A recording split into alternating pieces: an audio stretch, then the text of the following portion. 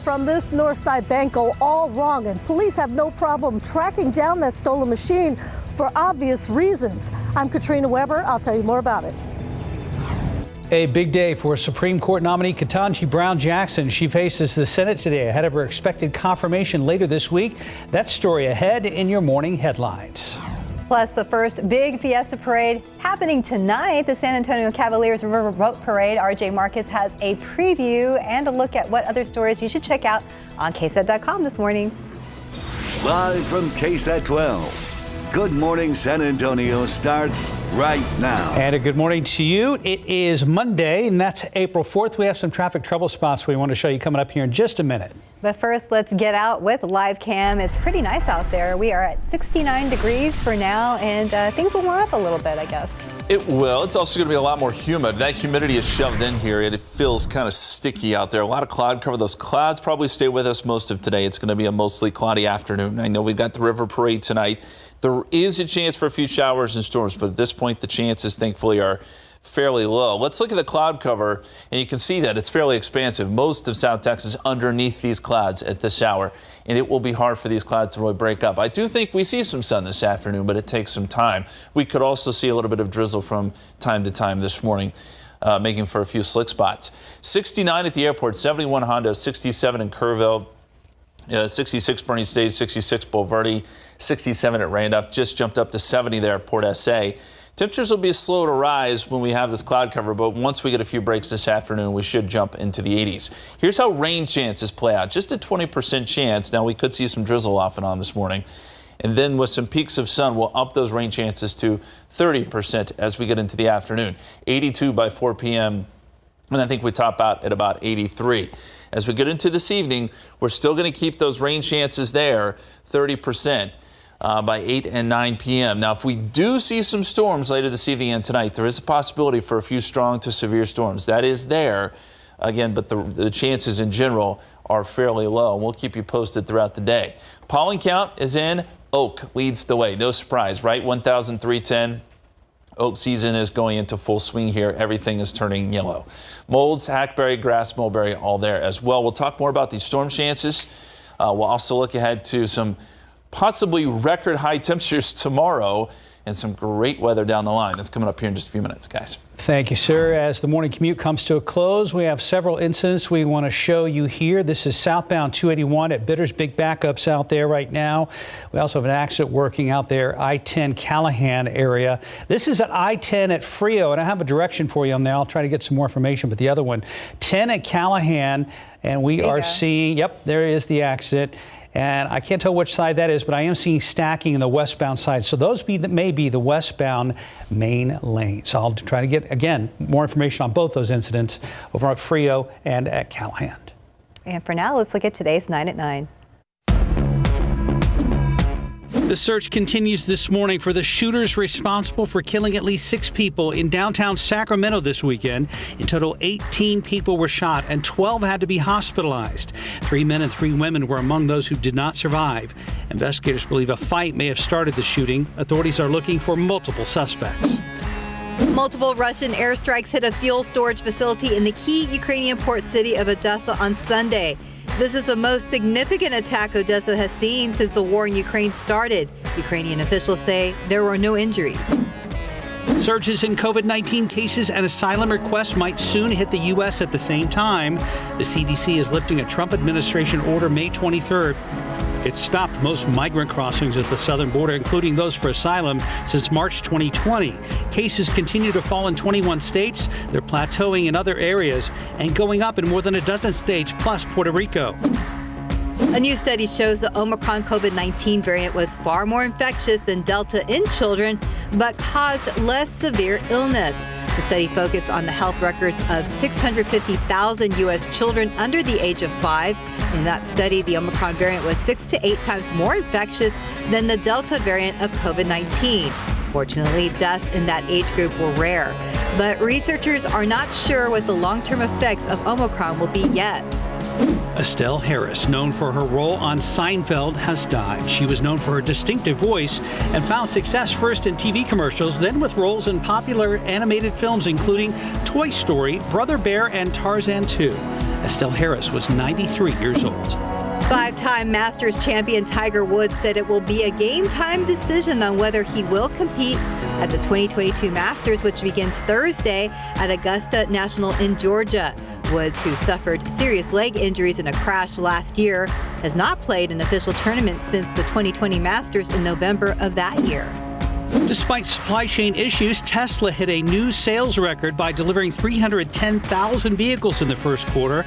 The global computer chip shortage has created issues for nearly all automakers, but Tesla seems to be handling the shortage better than its competitors. With a new factory expected to come online in Germany soon, Tesla expects to deliver about 1.4 million vehicles this year.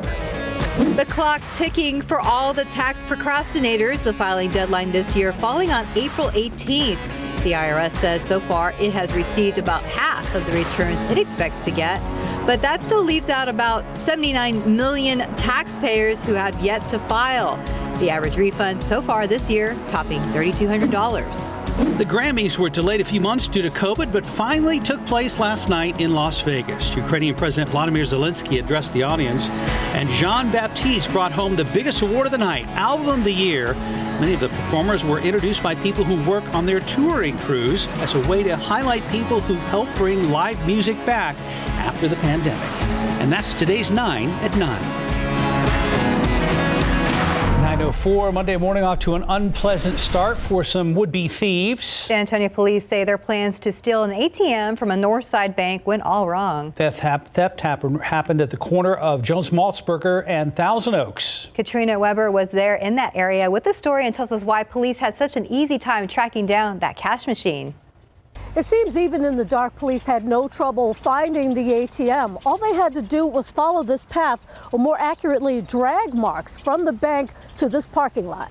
Police got the call while the ATM theft was in progress around 3:45 this morning. Someone originally called it in as a robbery. However, when officers arrived, they realized the entire ATM had been taken from the drive-thru of a Chase Bank on Jones Maltzberger near Thousand Oaks.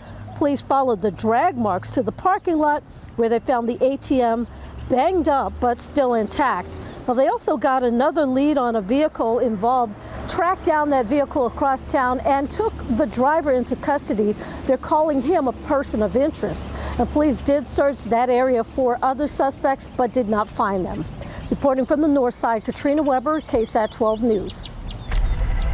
In morning headlines, Whataburger making a big expansion to the East Coast and the latest presidential approval numbers, and plus an important GM recall to tell you about. However, we're going to start with the latest on Supreme Court confirmation hearings. Max Massey joins us live in the studio with that and more. Good morning, Max. Good morning, guys. The Senate Judiciary Committee kicking off this morning with an important vote, voting whether or not Judge Katanji Brown Jackson's nomination will head to the Senate floor. So after more than 30 hours of hearings and interrogation, Judge Jackson is on the brink of making history. She would be the first black woman to serve as a justice on the Supreme Court's more than 200-year history. So what could happen today? Well, the committee could deadlock on today's vote. It could end 11-11, meaning that Democrats would have to spend additional hours on the Senate floor trying to discharge her nomination from the Judiciary Committee. While it won't delay the process for long, it is another blow that Democrats could face. Democrats who had hoped to confirm Jackson with bipartisan support. Democrats will then wind the nomination through the 50-50 Senate with a final vote in sight for President Joe Biden's pick to replace retiring Justice Stephen Breyer. And speaking of President Biden, a new NBC poll shows the president's approval ratings falling to its lowest levels. Some of the major findings of the new national NBC News poll found that President Biden's overall job approval rating has declined to 40%, the lowest level of his presidency. Those numbers coming during the nation's largest inflation spike in 40 years. An overwhelming majority say they believe the country is headed in the wrong direction, and they disapproved of the president's handling of our economy. And it's important to mention that the poll was conducted March 18th to the 22nd. That was before President Biden's overseas trip. That trip where he met with NATO allies, visited with U.S. troops in Poland, and delivered a major speech about Russia's war in Ukraine. All right, well, back here at home, if you were impacted by delays or cancellations from Southwest Airlines this weekend, listen up. Southwest Airlines letting customers rebook flights this weekend after a planned system outage, or at least that's what they're calling it. Now, the airline announced flight disruptions and delays from Saturday. It happened nationwide after it paused service. Southwest says the problem was caused by an intermittent technology issue. Now, because of this, those impacted by this disruption and those who have flights booked with the airline for yesterday, they could rebook without any additional charges. All right, an important GM recall to tell you about. A big warning if you're driving a Chevy Equinox or a GMC Terrain. They're part of a big recall because of issues with the windshield wipers. The 2014 to 2015 models we're talking about. Now, there are more than 680,000 of them out there, and apparently parts of the windshield wiper can break and fall off. It's a voluntary recall, and your dealer will fix it for free. Now to big news with Amazon. Amazon workers in Staten Island, New York, voting to unionize, marking the first successful U.S. organizing effort in Amazon's history.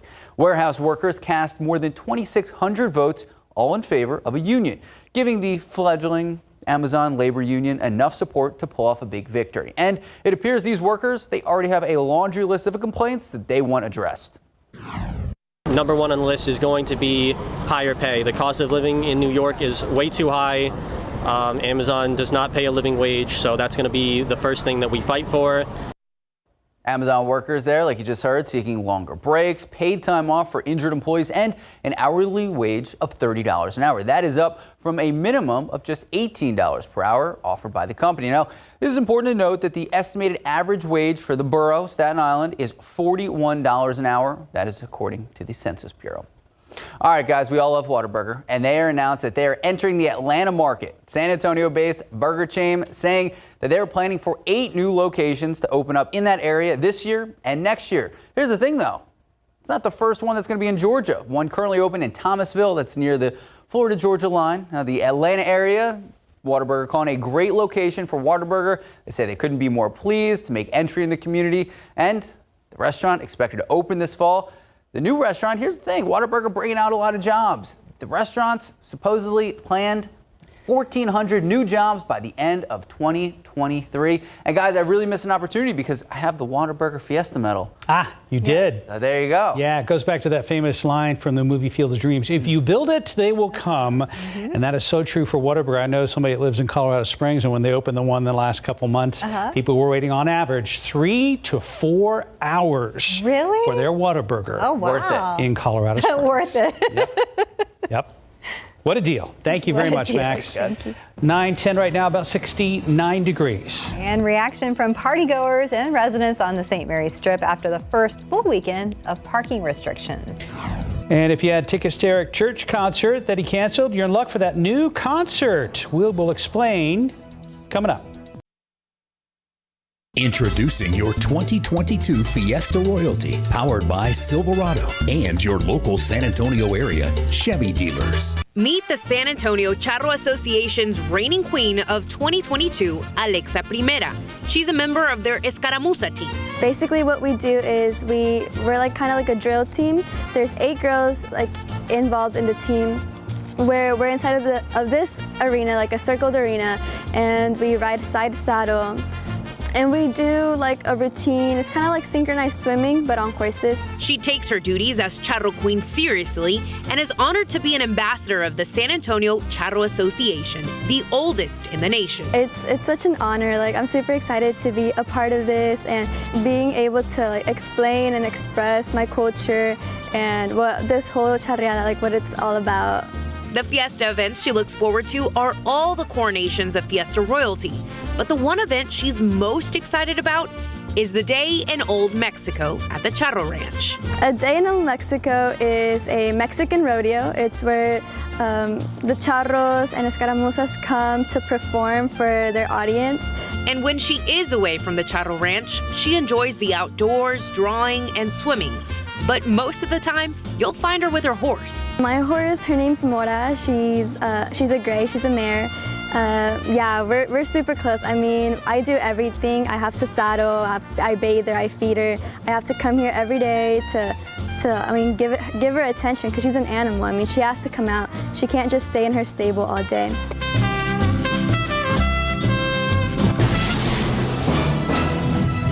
All Okay, welcome back. And we're talking about the Texas Cavaliers River Parade, which is tonight. Parade number one, big parade number one. Big parade. A lot of people were worried about some rain. So there is a chance, but we're thinking that chances are low. So I think the parade's going to be just fine. At least that's our hope. I can't completely rule out a shower or a storm, but right now the chances are about 30%. So let's look at the time lapse. And I want to show you why we have some chances of rain today. A lot of it has to do with moisture. We have a ton of moisture streaming in here, and you can see that in the form of cloud cover. Well, look at all the clouds. These clouds will be slow to burn off, by the way, so it's going to be a cloudy day for at least the first half of your Monday. 69 right now. Southeasterly winds at about 9 miles per hour. Dew point is at 65. That number has come up significantly. And as we look at the cloud cover around South Texas, you can see it's there's quite a bit of it spreading across the entire area this morning. And temperatures fairly warm. We're in the 60s and 70s at this hour. 68 Helota, 69 Rio Medina, 71 Hondo, 66 Bernie Stage, and 68 right now in New Braunfels. Dew points in the mid-60s. It's extremely sticky air. We've had a little bit of drizzle out there too. Not a lot, but some. And so that'll be kind of off and on next couple of hours. Here is the setup. We've got a frontal boundary across North Texas, dry line out across West Texas. And as we get later into today, we're going to go forward in time here. That front kind of sags south. That dry line tries to move east. And it's along those features where we could get some storms. Dry lines aren't great at creating storms, but along the front, I think there is a better shot at that. And there will be a better chance of severe weather in places like Dallas, Tyler, up towards Texarkana, Shreveport, even over into parts of Mississippi. That's kind of the corridor where storms are more likely. But even down here, there is an isolated chance at some strong to severe storms. We have to point that out. Any storm that develops, especially out west this evening and tonight, will have the potential to become strong to severe. Hail and gusty winds would be your main threats. We'll be watching the radar very closely, obviously, with the parade going on tonight. And here's what one of our computer models is showing. This is midday. Does show a couple showers popping up. And then by 5 o'clock, maybe a shower, maybe a rumble of thunder or a storm. It's possible. And then by 8 p.m., some storms developing out west. These are the ones that would have the potential to become strong to severe. And then as we get into tonight, I think there's an opportunity for a few more storms to develop. They'll be isolated, though. This is around 3 a.m. Shows another storm developing to the south and west of San Antonio. We're not going to pay too close attention to the exact location of where this model is showing storms, but gives you the general idea that out west, some storms are possible tonight. And this shows some of that working into San Antonio by tomorrow morning. We'll see how it all plays out. It's just going to depend on where these storms develop and if they develop. And as we look at the forecast for the River Parade tonight, we're going to put in a 30% chance across the board there. 80 degrees at 7 p.m., 77 at 8 p.m., 75 at 9 p.m. And I think it's going to be mostly cloudy there. Temperature-wise, mid-70s by noontime. If we see some sun, that'll bring the temperatures up just a little bit more. We're thinking 83 a little bit later this afternoon. It certainly will be warmer down to the south and west. Now, as we get into tonight and early tomorrow morning, front tries to come through here, and then we'll see some dry air. And obviously, it's just the dry air that's going to make a difference for the temperatures here, because by tomorrow, we're looking at 94. That would be 1 degree higher than the record on that date. So tomorrow's going to be a very, very hot day, very dry. We could even see a few places pushing 100, if you can believe that. So here is the 7-day forecast, and a lot to look at here. There's your 30% chance of rain today. Tomorrow, sunny and hot. Then we get a strong front through here. I say strong, but strong for April. Windy on Wednesday. We get a high fire danger. Temperatures come down, 83. And then look at the weather to end the week. 79 Thursday, 82 Friday, 85 on Saturday. That's some beautiful weather, especially for the parades we've got going on Friday, Saturday. In the morning, lows will be in the 40s, both Friday and Saturday morning.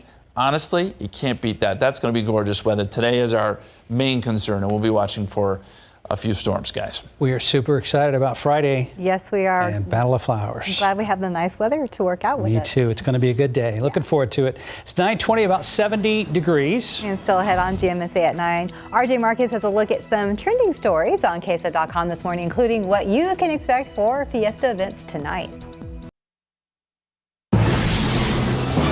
Country singer Eric Church announces a makeup concert after canceling his San Antonio show. And it's time to play ball as the Missions kick off their season this week. Plus, we are nearly a full week into Fiesta and have a full rundown of events taking place. RJ Marquez is here to tell us about those trending stories on KSAT.com. Good Monday morning to you, RJ. Yes, good morning. And to take a little bit of Stephanie's language here, with Fiesta, it's definitely a marathon, not a sprint. So hopefully people are pacing themselves a little bit here as we get set for day 5 of Fiesta. So cool. A lot of fun stuff that took place over the weekend, but it's going to be a busy day today. But first we start with this story with country singer Eric Church.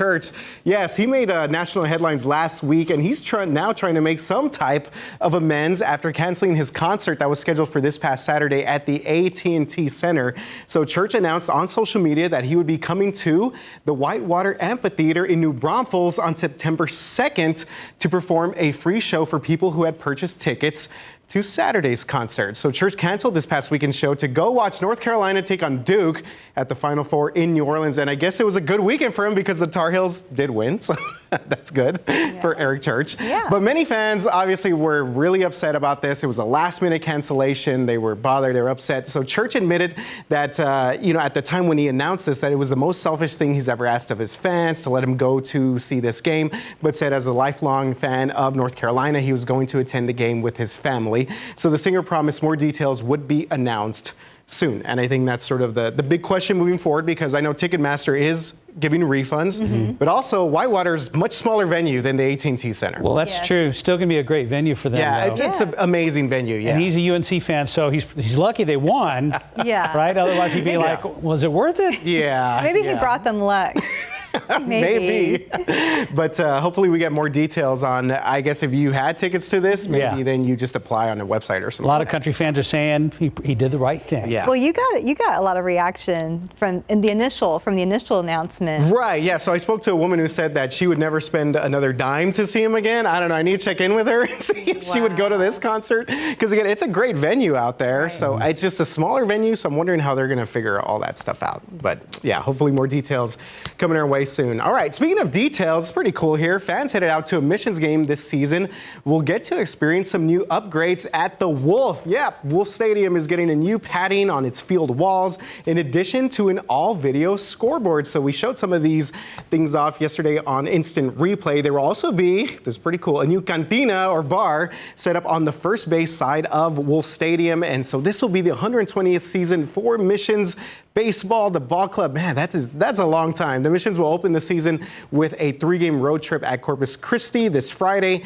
and then they will host their home opener on April 12th against the Frisco Rough Riders. So still a little ways to go, but always a good sign here, guys, and it's time to play ball with the Missions. I was just thinking about the Missions the other day. Perfect timing.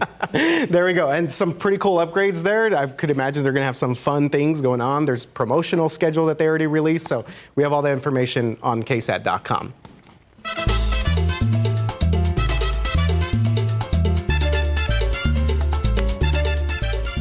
Ah, yes, that music definitely getting people moving as we get ready for the Texas Cavaliers River Parade. That is tonight.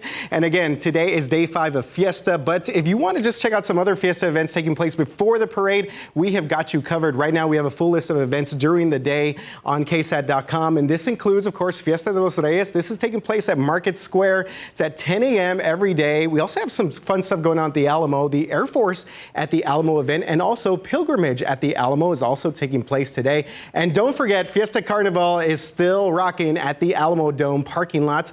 And of course, we wrap it all up with the Cavaliers River Parade tonight along the Riverwalk. Let's go. Yes, the first big parade. And yeah, just a lot of excitement. Good to hear Justin say that we should be okay in the clear a little bit. For the most part. For the most part. So yeah, really excited about this. Awesome. Thank you, sir. 9:28, about 70 degrees. Still ahead on GMSA at 9. Tips from parents for parents on keeping your children entertained at Fiesta events this year. But first, a look at how the weekend of parking restrictions went for residents and revelers over on the St. Mary's Strip here in San Antonio. And a quick check of the roads with TransGuide. There is one of the problems there that we were talking about earlier at Highway 281 and Bitters Road. Things are slowing down there. Actually, that scene at I-10 at Callahan looks to be cleared at this point, so traffic is moving there. We'll be right back. Top stories we're following today. Cleanup underway following an overnight fire just west of downtown. It happened around 3:30 this morning at a house on West Travis Street, not far from West Commerce. Now, crews say the home was fully engulfed when they got there. The house was abandoned. No one was hurt. It's still unclear what sparked that fire. And a scary scene for one woman after her vehicle rolled off the highway. This happened around 1:15 this morning on 410 over near 151. Crews say they had to cut the roof and doors off the woman's vehicle to get her out. She was taken to the hospital with serious injuries. At this time, it's not clear what led up to that crash. Well, if you drove near the St. Mary's Strip this weekend on the near north side, you probably saw barricades lining the streets. Those were not for fiesta parades or parties. Instead, it was to keep bar crowds from parking in and trashing nearby residential streets. They are also being used to conduct a parking study to try and find a more permanent solution. John Paul Barajas gives us a look at what those who live near the Strip and those who hang out there think of the trial run. The St. Mary's Strip is known to be loud, rowdy, and a place for nightlife. The problem is that bar crowd is carrying the downside of nightlife to residential streets. Parking, trash, vomit, using the restroom, and fights. Where by day families are playing, and at night they want to relax in their homes. I mean, you don't want your children being playing in the yard with all this urine on the yard. If you live down the street from all this area, it's kind of what you bought into, and maybe if you've been here for a long time, I'm sorry, it's changed. These issues between bar goers and residents is why SAPD put up barricades on over a dozen streets off the Strip as part of a parking study. The street closures are from Thursday through Sunday, 7 p.m. to 2 a.m. And if you don't want to park in front of your house, I understand that, but where do you want us to park at?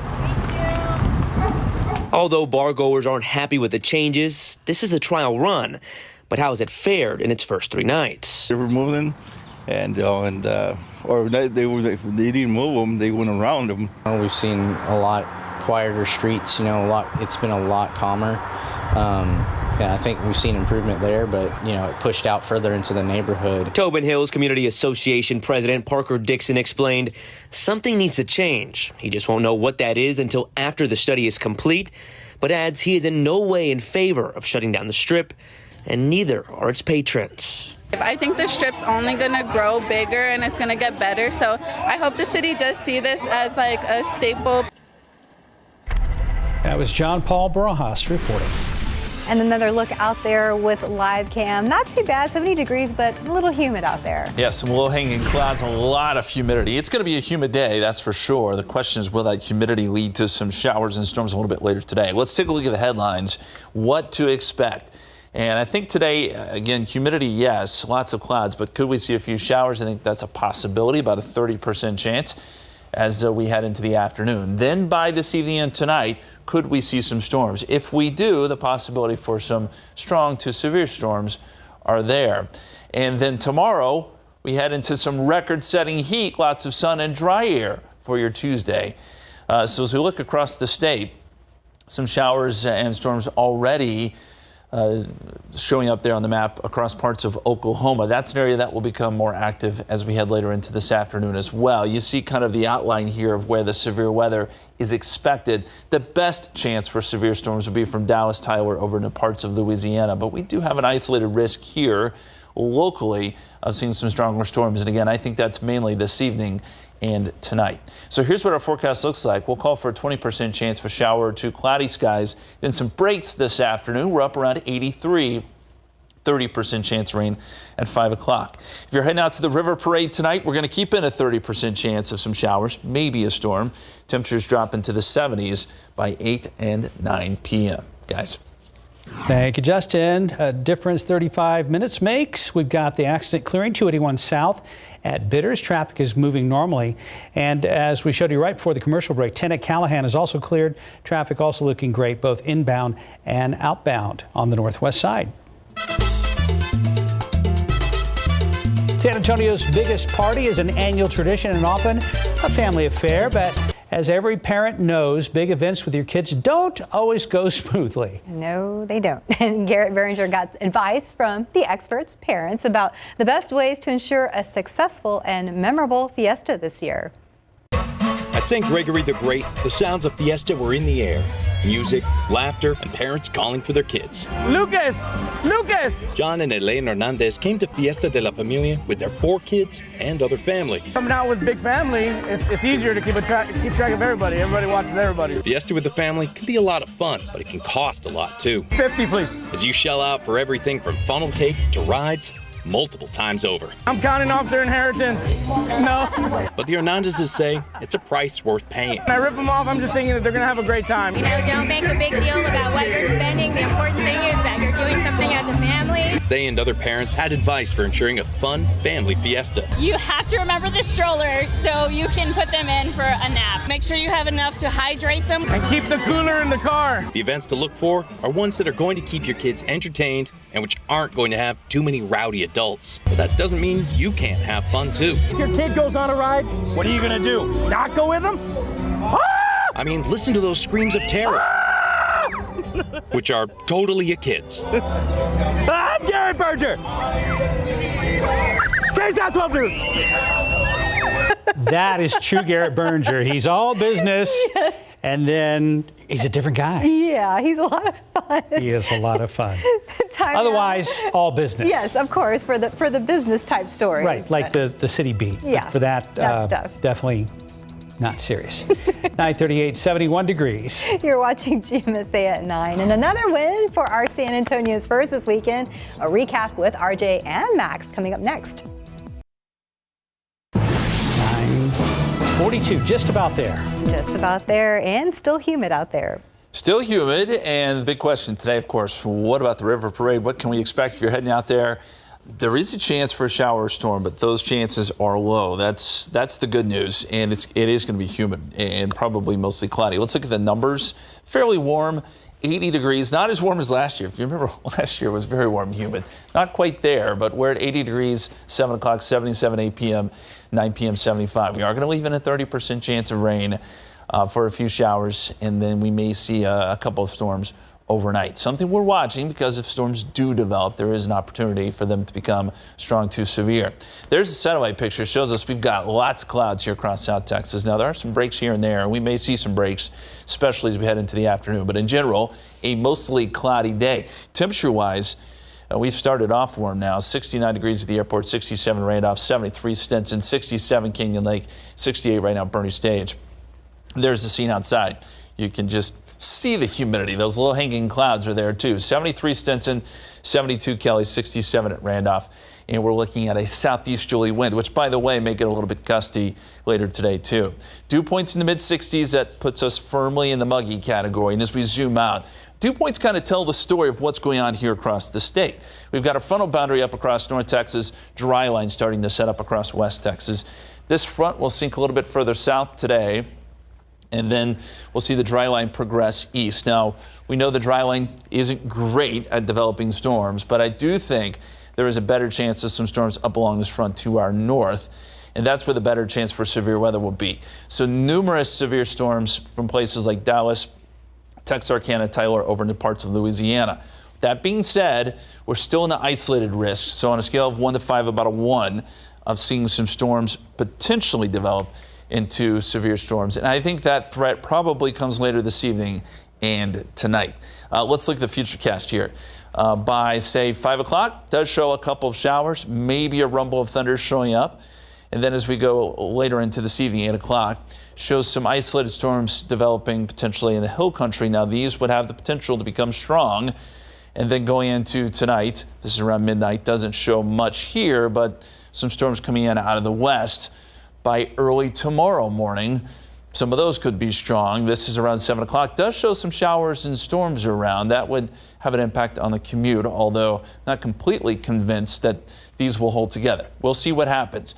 But as we get later into your Tuesday, skies clear and we get some warm temperatures. 75 by noontime today. We're jumping up into the 80s by 5 p.m. We're going to shoot for 83 this afternoon. Where we see a little bit more sun, those temperatures will be higher, obviously. And then by tomorrow morning, 67 to start, and then by the afternoon, look at the high temperatures. 94 here in San Antonio. I think we could see some triple digits on the map tomorrow. So get ready for some heat. It'll be a dry heat. Dry air pours in here, and so By the time we get into Wednesday and we get some gusty winds, there's going to be a fire threat coming back into play. You look at the dew points, muggy today, but this is basically our last day of humidity because it drops off significantly as we go throughout the rest of the week. Here's what it means for your 7-day forecast. 30% chance of showers, maybe a storm today, tonight. 94 tomorrow. The record, by the way, is 93, set back in 1936. Front comes through Wednesday. That brings gusty winds and a fire danger.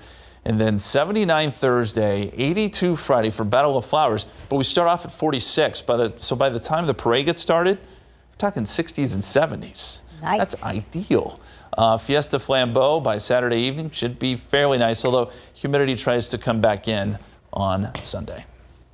Thank you for that nice weather. Mm-hmm. And yay, more good news. Go Spurs, go. The Spurs are playing some of their best basketball of the season. San Antonio has won 6 of their last 7 games as they make that push for the play-in tournament.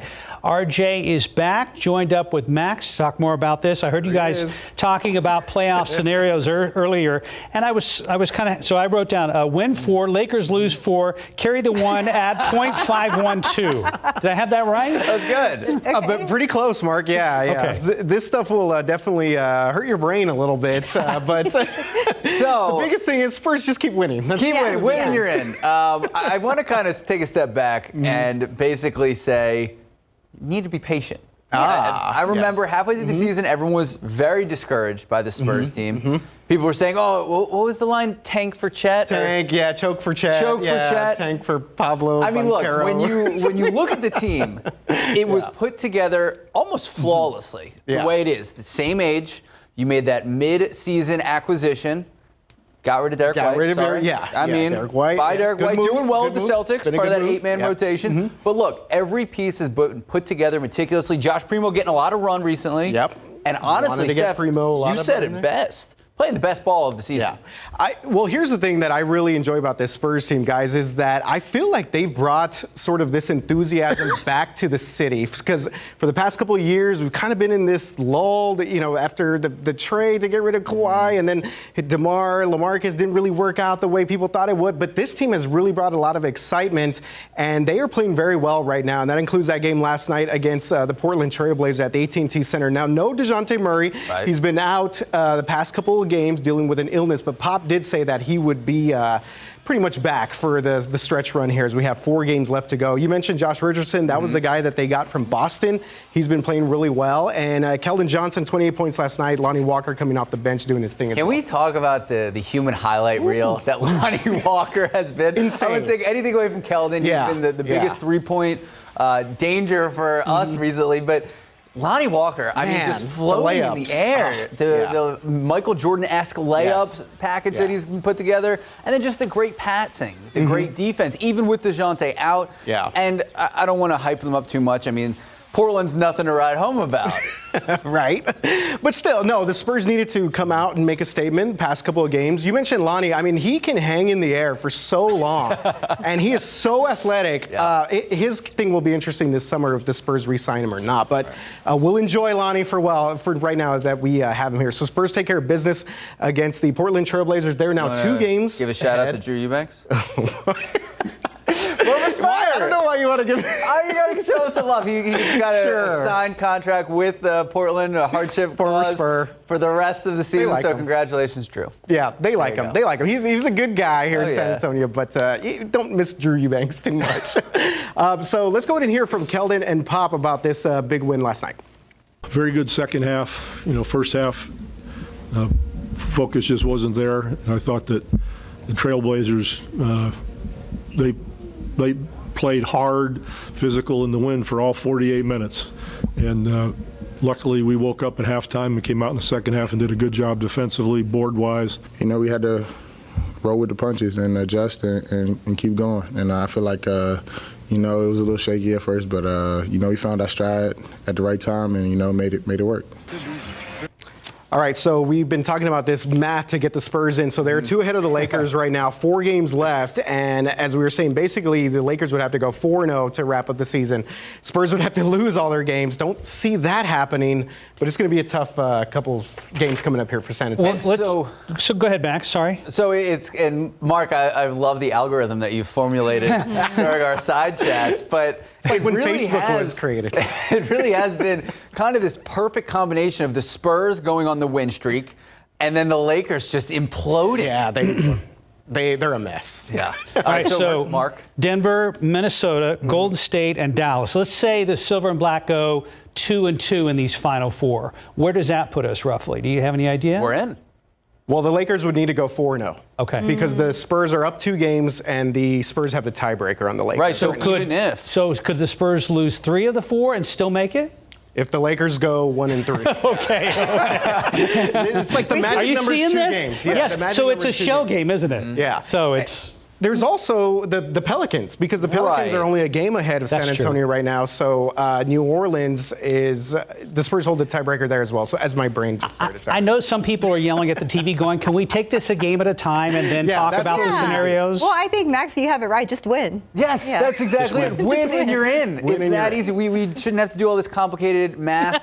You Spurs, if you win, but you go to the playoffs. It gives us something to talk about. It does. It's a week left. It's pretty crazy that's come down to this. Guys, before we go, wanted to also mention congratulations to Manu Ginobili, officially inducted into the Hall of Fame.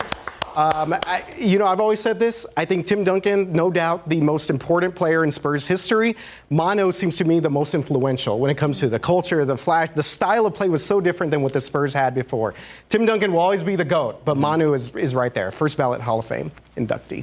So. It was amazing to see him get that call the other day. Yeah. And that enshrinement will be in September 9th or 10th is what it is. Max, RJ, thank you guys. Thanks, guys. Go Spurs, go. Yes, go Spurs, go. Time now, 9:52 and 72 degrees. Be right back. Hey guys, good morning. Coming up on Live, Oscar Isaac from Moon Knight, plus Rupert Friend and spring decor tips for you. All that happening right here on Live. We'll see you soon. And a quick look at the roads with TransSky. We had a couple of accidents earlier, but right now, 281 at Bitters, looking good. That cleared up as well. And it's cloudy out there, cloudy and humid. Temperatures in the low 70s. We make it up to 83 degrees today. We'll be watching the radar closely. Possibility of a few showers, maybe some storms, especially tonight. If we see a few, they could be strong.